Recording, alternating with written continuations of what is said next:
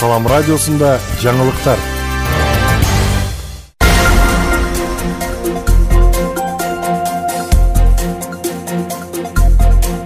Карабаңыз ардактуу угарман жана көрүүчү, эфирде жаңылыктар түрмөгү. Аны менен мен Нурпейил Ашур кызы тааныштырам.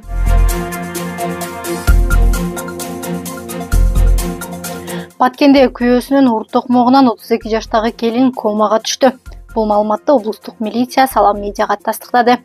Учурда зомбулукка кабылган аял Баткен облустук биргелешкен ооруканасынын жандандыруу бөлүмүндө жатат. Анын абалы оор бойдон калууда. Милициянын маалыматы боюнча шектүү 19-октябрда түн ичинде жубайын Карабулак айылынын түштүк тарабынан өткөн жолдун жээгине алып барып, пикир келишпестиктен улам жердеги ташты алып, башынын арт тарабына бир жолу уруп, окуя болгон жерден кетип калган.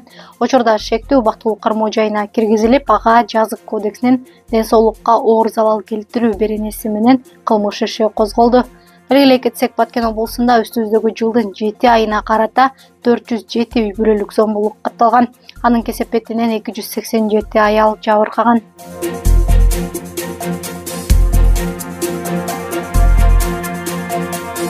Лейлекте аялдар үчүн фитнес-клуб ачылды. Лейлек районунун Курбаналы Сабыров айылында аялдар үчүн фитнес-клуб, аялдардын ишкердигин өнүктүрүү борбору жана Белес этнокомплекси ачылып, пайдаланууга берилди. Бул долбоор Бириккен Улуттар уюмунун аялдар түзүмү жана Роза Отунбаеванын Демилгесе фонду тарабынан каржыланган.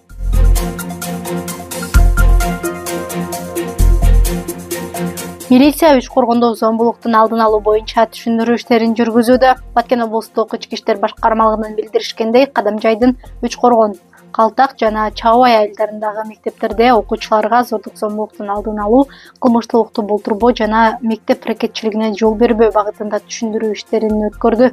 Иш-чарада окуучулар кызыктырган суроолоруна жооп алып, милиция кызматкерлери мыйзамдар, көрсөтүлгөн жоопкерчиликтер боюнча маалыматтарды берди. Күндүн маанилүү делген жаңылыктары мына ушулар болду. Кайрадан эфир аркылуу амандашканча саламыңыз түз болсун.